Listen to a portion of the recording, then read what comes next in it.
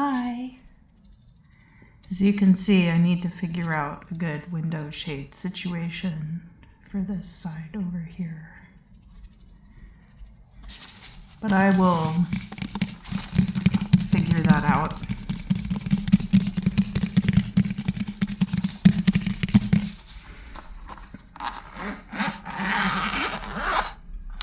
So we're going to continue with Elihu's speaking his piece here.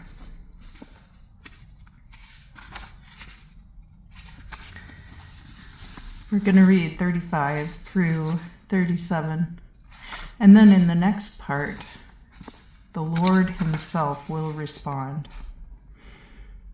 And then at 42, Job answers, and then that is the end of the book. Elihu spake moreover and said, Thinkest thou this right, that thou hast said, I am more righteous than God? For thou hast said, What profiteth it thee, and what availeth me, to purge me from my sin?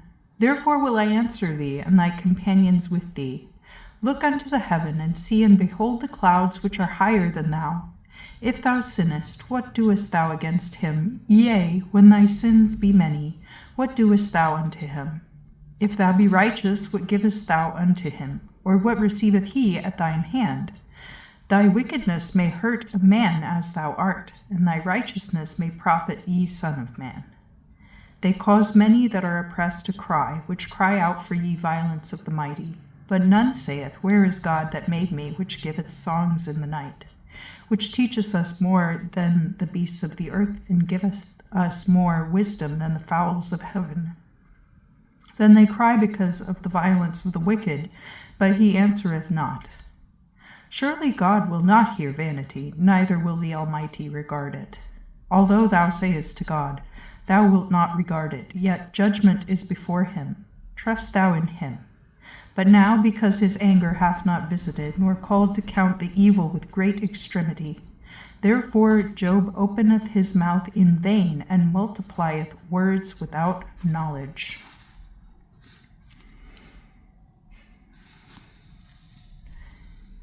So he's saying, sin and righteousness do have an effect on the people around you, which ought to be considered.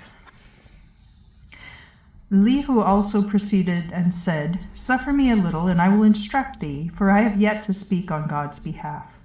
I will fetch my knowledge afar off, and will attribute righteousness unto my Maker. For truly my words shall not be false, and he that is perfect in knowledge speaketh with thee. Behold, the mighty God casteth away none that is mighty and valiant of courage. He maintaineth not the wicked, but he giveth judgment to the afflicted. He withdraweth not his eyes from the righteous, but they are with kings in ye throne, where he placeth them forever. Thus they are exalted.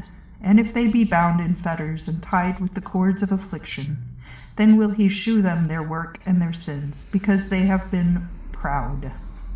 He openeth also their ear to discipline, and commandeth them that they return from iniquity. If they obey and serve him, they shall end their days in prosperity, and their years in pleasures. But if they will not obey, they shall pass by the sword, and perish without knowledge. But the hypocrites of heart increase the wrath, for they call not when he bindeth them. Their soul dieth in youth, and their life among the whoremongers. He delivereth the poor in his affliction, and openeth their ear in trouble. Even so would he have taken thee out of the strait place into a broad place, and not shut up beneath. And that which resteth upon thy table had been full of fat. So, again, he's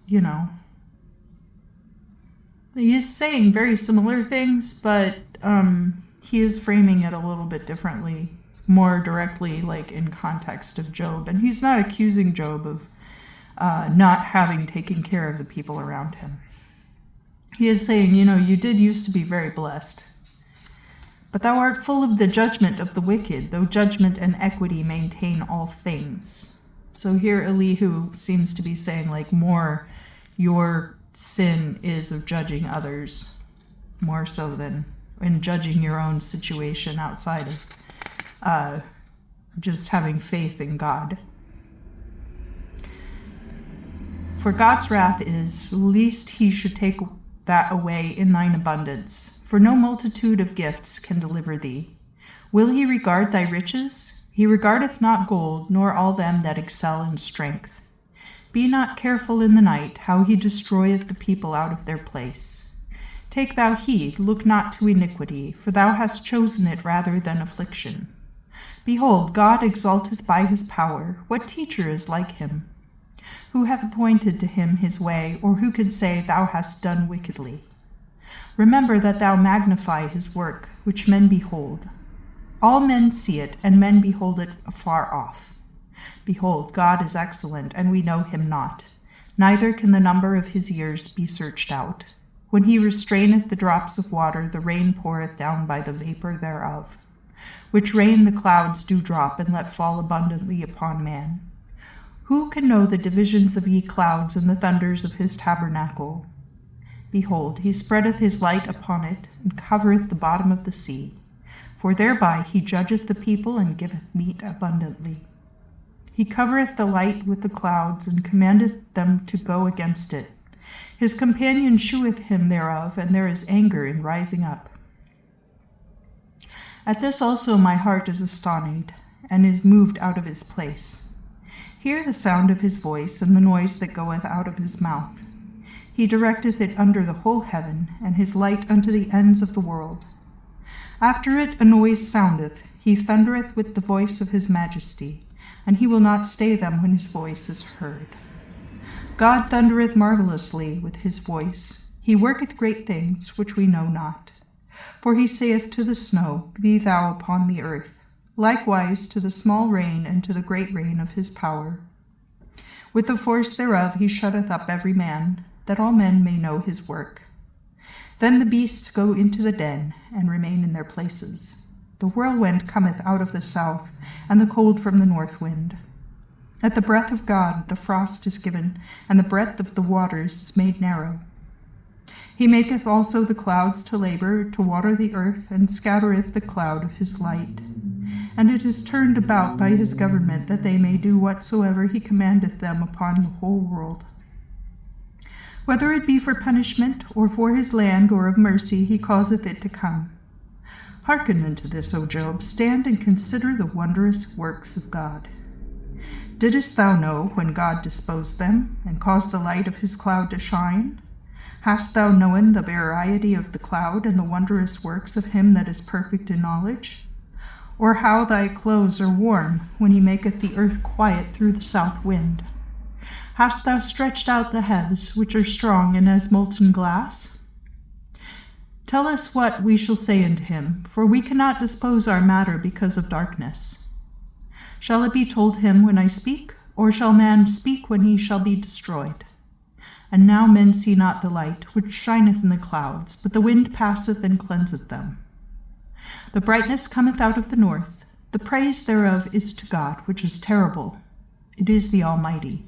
We cannot find him out.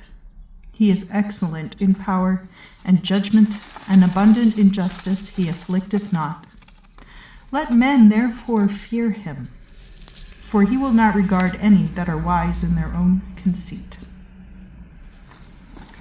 So what he's saying is, you really should not even bother to try to understand God's workings in these things. And in fact, he kind of illustrates that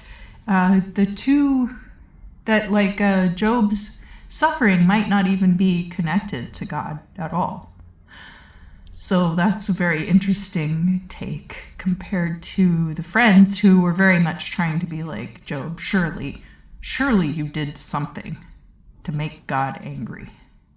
And Elihu is saying, well, actually, God has been doing mighty works since the beginning of time, and maybe he doesn't even have time to cause these types of problems for you.